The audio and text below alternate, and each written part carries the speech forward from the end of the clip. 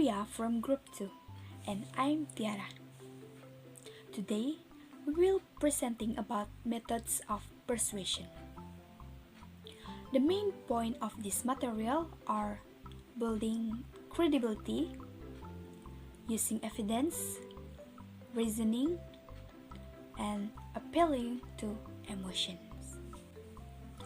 Before we talk about that material, I will give you a general description about definition of persuasion, ability, and evidence.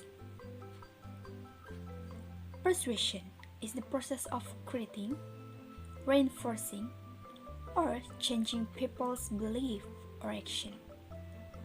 The ability to speak and write persuasively will benefit you in every part of your life. When economics add up the number of people such as lawyer, sales representative, counselor, administrator, and other whose job depends largely on persuading people to adopt their point of view, they conclude that persuasion accounts for 26% of the U.S. gross domestic product. Understanding the principle of persuasion is also vital to being an informed citizen and consumer. The more you know about persuasion, the more effective you can be in using your powers of critical thinking to access the barrage of persuasive message you are exposed to every day. Persuasion is big business. Thousands of authors and consultants promise to teach you the one key secret to persuading people to do what they want. Kevin Dutton claims to have discovered a single, definitely formula for a mysterious, previously unidentified superstrain of persuasion. These people all charge thousands of dollars for their seminars, handwritten for videos, and motivational books. Companies and individuals flock and pay to read and hear what they have to say. It sounds good, but can any of these people really have the one key secret to persuasion? Probably not. Persuasion is too complicated for that. Yes, as the number of books, seminars, and videos on the subject shows, there is a perpetual fascination with the strategies and tactics of effective persuasion. Listeners will be persuaded by a speaker for one or more of four reasons. 1. Because they perceive the speaker as having high credibility. 2. Because they are won over by the speaker's evidence. 3. Because they are convinced by the speaker's reasoning. And then 4. Because their emotions are touched by the speaker's ideas or language. In this chapter, we will look at each of these. We will not discover any magical secrets that will make you an irresistible persuasive speaker. But if you learn the principle discussed in this chapter, you will greatly increase your odds of winning the minds and heart of your listeners. Okay, that's all about definition of persuasion. Now, we talk about definition of credibility. Credibility is the audience perception of whether a speaker is qualified to speak on a given topic. The two major factors influencing a speaker's credibility are competence and character. There are two sets of imaginary statements. Which one of each pair would you be likely to believe? 1. The U.S. State Department needs major change in organization to fulfill its mission in the 21st century.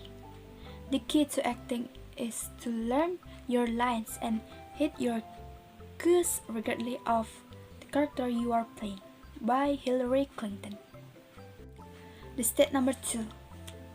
The State Department doesn't need any major organization change in the near future. The key to acting is to push your character as far as you can without making the character unbelievable by Johnny Depp. Most likely, you choose the first in each pair of statements. If so, you are probably influenced by your perception of the speaker. You are more likely to respect the judgment of Clinton, Secretary of State under President Barack Obama, when she speaks about the organization, the State Department, and to respect the judgment of Depp, a claimant for his many screen roles when he speaks about method of acting. Some teachers call this factor source credibility. Others refer to it as ethos, the name given by Aristotle. Okay, let's move to the definition of evidence. Evidence is supporting material used to prove or disprove something, such as example, statistic, and testimony. Evidence is particularly important in classroom speeches because few students are recognized as experts on their speech topics. If you hope to be persuasive, you must support your views with evidence. Whenever you say something that is open to question, you should give evidence to prove you are right. Evidence is also crucial whenever your target audience opposes your point of view. As we saw in chapter 16, listeners in such situation will mentally argue with you, like asking questions, raising objection, and creating counter-argument to answer what you say. The success of your speech will depend partly of how well you anticipate this internal response and give evidence to refute them. Okay, that's all the general description about the persuasion, ability, and evidence. Thanks for your attention. I hope that you can understand. And now, the materials about building credibility will continue by Dwipayanti. Hello everyone, how are you today? I'm Dwipayanti. Now, I will talk to you about building credibility. In building credibility, we must pay attention factor of credibility, types of credibility, and enhancing your credibility. First, factor of credibility. Many things affect a speaker's credibility, including sociability, dynamism, physical attractiveness, and perceived similarity between speakers and audience. Above all, talk credibility is affected by two factors, competence and character. Competence, how an audience regards a speaker's intelligence, expertise, and knowledge of the subject. Character, how an audience regards a speaker's sincerity, trustworthiness, and concern for the well-being of the audience. It is important to remember that credibility is an attitude. It exists not in the speaker, but in the mind of the audience. A speaker has high credibility for one's audience and low credibility for another. And a speaker also has high credibility on one topic and low credibility for another topics. 2. Types of credibility. Not only can a speaker's credibility vary from audience to audience and topics to topic, but It can also change during the course of a speech. So, we can identify three types of credibility: initial credibility, drive credibility, and terminal credibility. Initial credibility, the credibility of the speaker before she or he start to speak. Derived credibility, the credibility of the speaker produced by everything she or he say and does during the speech itself. Terminal credibility, the credibility of the speaker at the end of the speech. All three types of credibility. High initial credibility is great for any speaker, but it can be destroyed during a speech, result in low terminal credibility. If your audience see you as sincere and competent, they will be more receptive to your idea. 3. Enhancing your credibility. How can you build your credibility in your speeches? At one level, the answer is give a brilliant speech and you will achieve high credibility. Explain your credibility. One way to enhancing your credibility is to advertise your expertise on the speech topic. Establish common ground with your audience. Another way to bolster your credibility is to establish common ground with your audience. You can make your speech more appealing by identifying your idea with those of your audience by showing how your point of view is consistent with what they believe. Deliver your speeches fluently, expressive, and with conviction. There is a great deal of research to show that a speaker's credibility is strongly affected by his or her delivery. Speaking techniques aside, the most important way to strengthen your credibility is to deliver your speech with genuine conviction. Okay everyone, that's all from me. I hope that all of you can get the point, and thank you. Hello everyone, I'm Chris. By the way, how are you today? I hope you be okay guys. Please stay healthy. Alright, in this time I would like to explain about using evidence. Evidence? What is that? For the definition, my partner explained about it before, so listen it, okay? Alright, in Indonesia, evidence called bukti. So, right now, imagine when we are bring presentation, or we explain, or we answer the question for the audience without using evidence, what we happen? Maybe the audience can't believe what we are talking because this make it tough too. Yes, oh, I can't believe what are you talking. Yes, that's why using evidence so important, because using evidence to supporting our material to prove or disprove something. Disprove. Yes, disprove. Something like this. Your friend disagree about your opinion, so she is talking and she explained what. Oh, I can't believe what you that's all blah blah blah blah.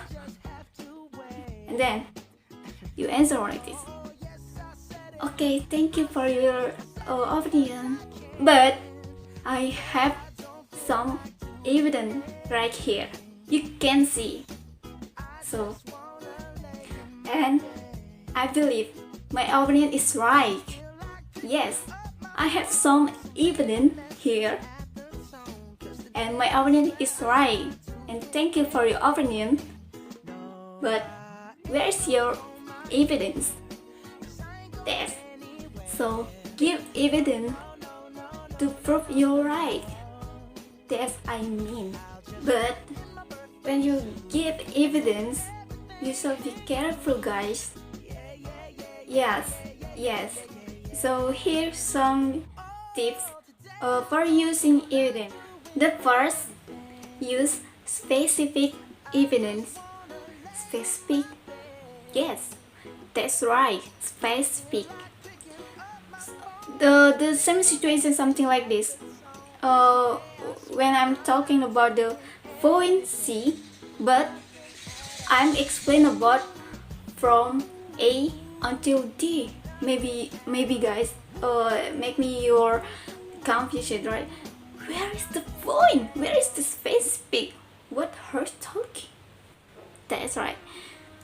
Specific evidence make the audience can understand so easy what we are talking. Yes, that's right. The second, use novel evidence. Evidence is more likely to be persuasive if it's new to the audience. Yes, like this. When we find something new, maybe we curious about it. Interesting. Something like that. So let's try to use novel evidence, guys. Next, use evidence from credible sources, listeners. Listeners find evidence more competent than sources, more persuasive than evidence from less qualified. Yes. The last, make clear point of your evidence. Yes, that's right. This is so important, guys. Because something clear, too easy to understand. Yes. Just to be point, guys. Don't be what? And make the audience confused. Where is the point? I can understand what her talking. So that's why make a clear. Yeah. Alright, guys.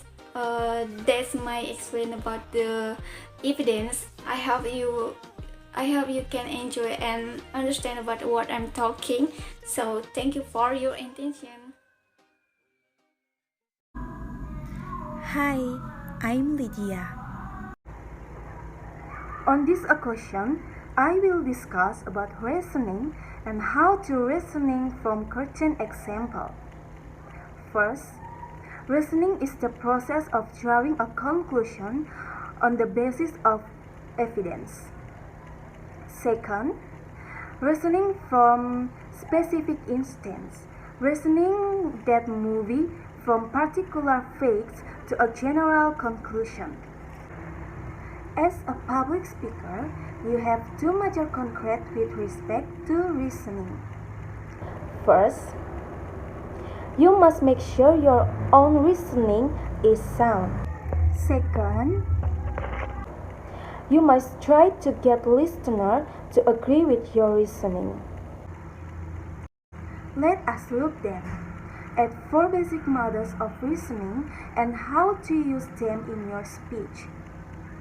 When you reason from specific instance, beware of jumping to conclusion on the basis of insufficient evidence. Make sure your symbol of specific instance is large enough to justify your conclusion. Also, make sure the instances you present are fair, unbiased, and representative. Finally, reinforce your argument with statistic or testimony. Because you can never give enough specific instance in a speech to make your conclusion irrefutable, you should implement them with testimony or Statistic demonstrating that the instances are representative. reasoning from principle. Reasoning from principle is the opposite of reasoning from specific instance. It moves from the general to the specific. When you reason from principle, you progress from a general principle to a specific conclusion. We are all familiar with this kind of reasoning from statements such as the following. First, all people are mortal. Second, Socrates is a person. Third, therefore Socrates is mortal. this is a classic example of reasoning from principle. You begin with a general statement, move to a minor premise, and end with a specific conclusion.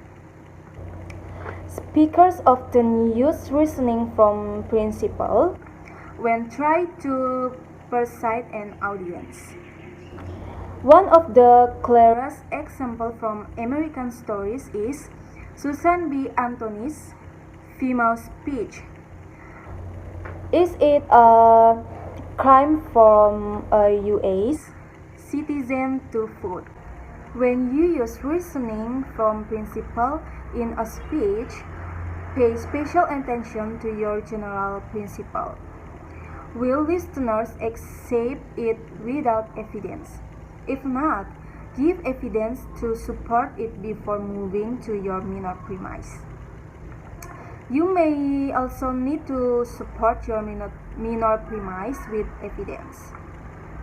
When both the general principle and the minor premise are totally beside, your audience will be much more likely to accept your conclusion.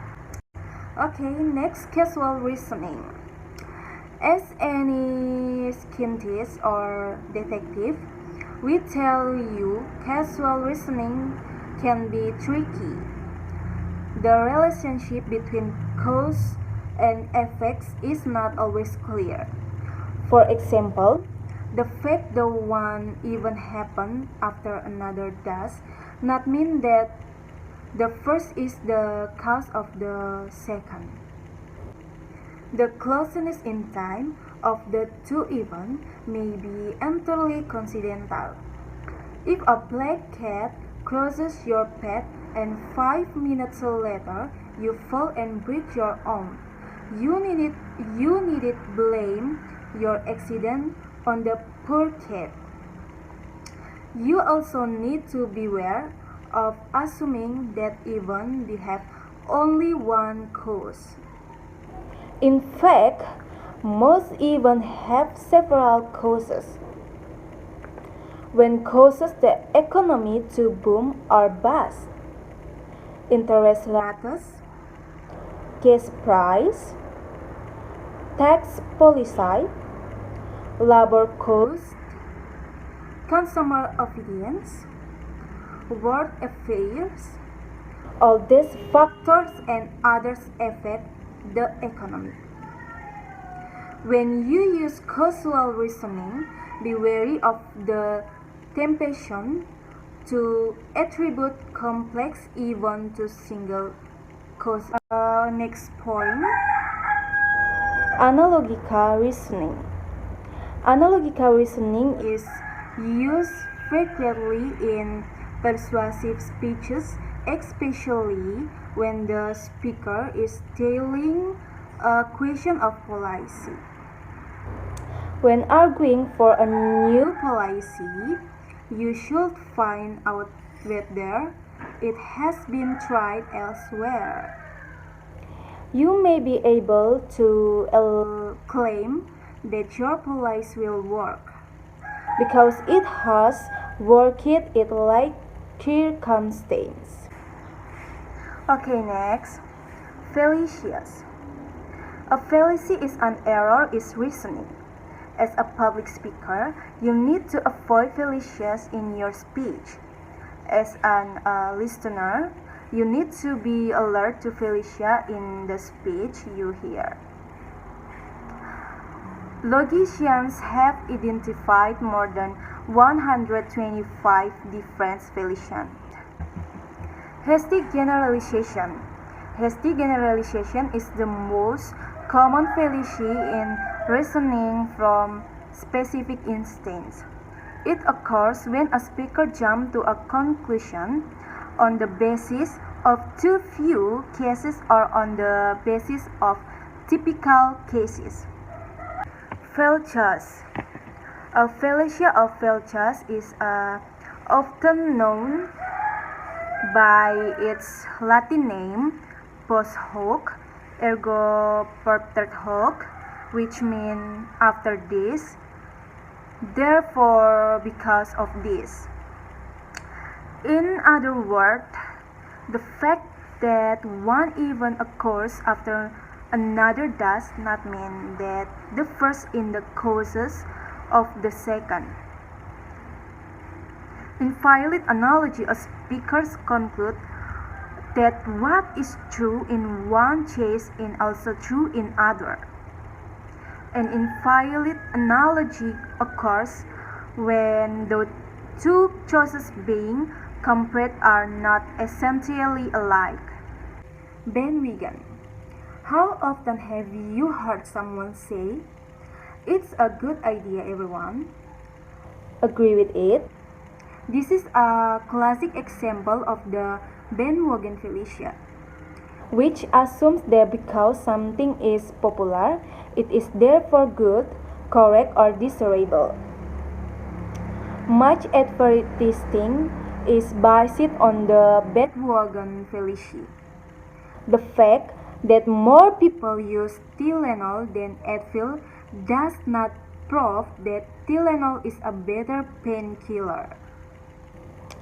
Tylenol's popularity could be due to clever marketing. The question of which product does a better job reducing pain is a medical issue that has nothing to do with popularity. Red herring. The name of fallacy came from old trick used by farmers in England to keep fox hunters and their hounds from galloping through the crops. A speaker who used a red herring introduced an irrelevant issue in order to different attention from the subject under discussion. Ad hominem.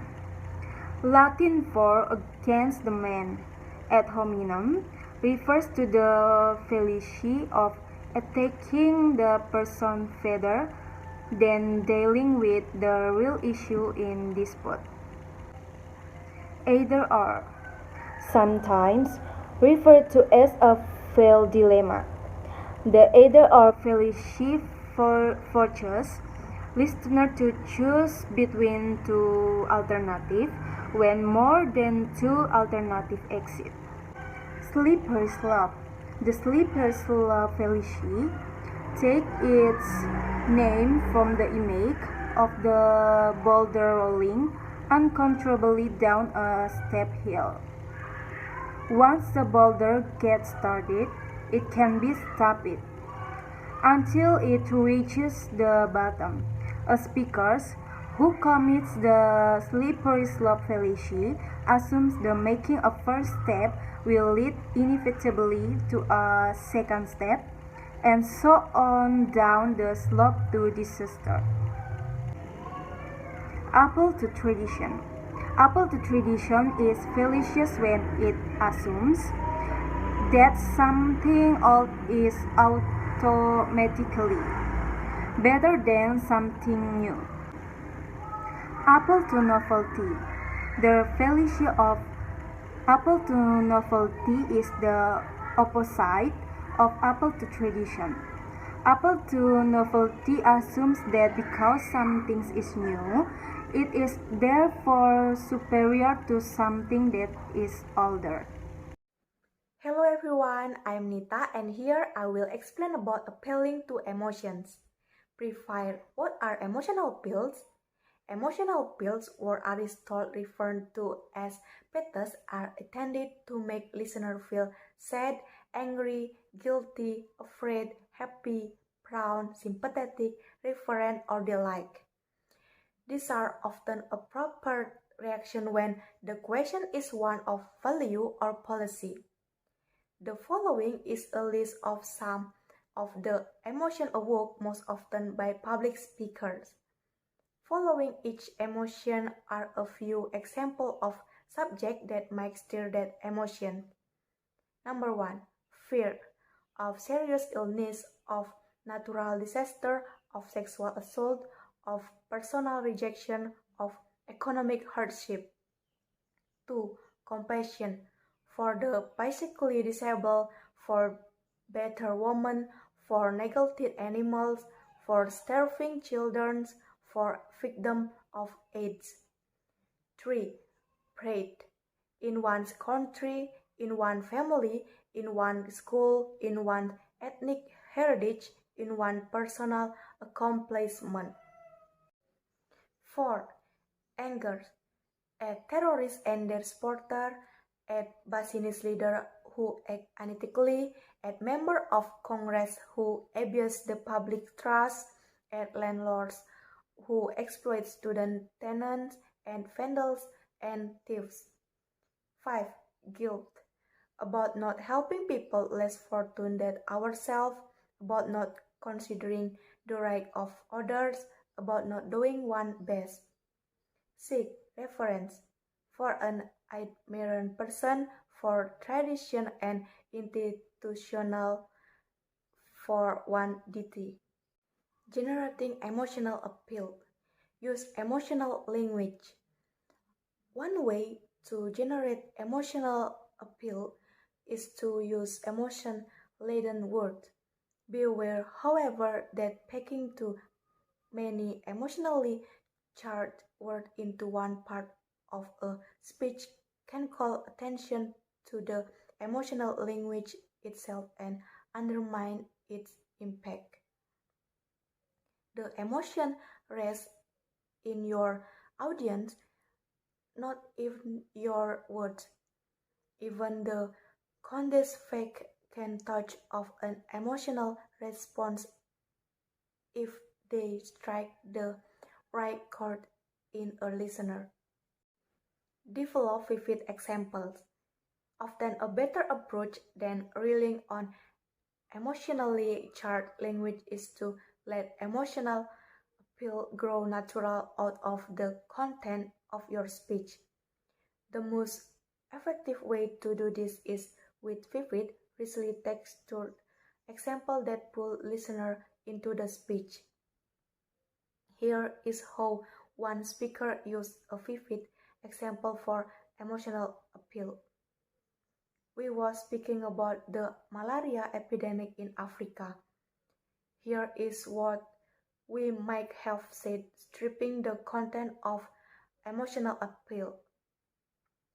Malaria is one of the biggest problems facing Africa. Many die from it every day. If the rest of the world doesn't help, the malaria epidemic will only get worse. People who listen to a speech like that will not soon forget it. They may well be moved to action as the speaker intended. Speak with sincerity and conviction. The strongest source of emotional power is your conviction and sincerity. All your emotion-laden words and examples are but empathy trapping unless you feel the emotion yourself. And if you do, your emotion will communicate itself to the audience through everything you say and do not only through your words, but also through your tone of voice, rate of speech, gesture, and facial expression. Ethic and emotional appeal. Much has been written about the ethic of emotional appeal in speech making. One key to using emotional appeal ethically is to make sure it is appropriate to the speech topic. If you want to move listener to act on a question of policy, emotional appeal are not only legitimate but perhaps necessary. If you want listener to do something as a result of your speech, you will probably need to appeal to their heart as well as to their head. On the other hand, emotional appeals are usually inappropriate in a persuasive speech on a question of fact. Here you should deal only in specific information and logic. Even when trying to move listener to action, you should never substitute emotional appeals for evidence and reasoning. You should always build your persuasive speech on a firm foundation of fact and logic. This is important not just for ethical reasons, but for practical ones as well. Unless you prove your case, careful listener will not be struck by your emotional appeals. You need to build a good case based on reason and kindle the emotional of your audience.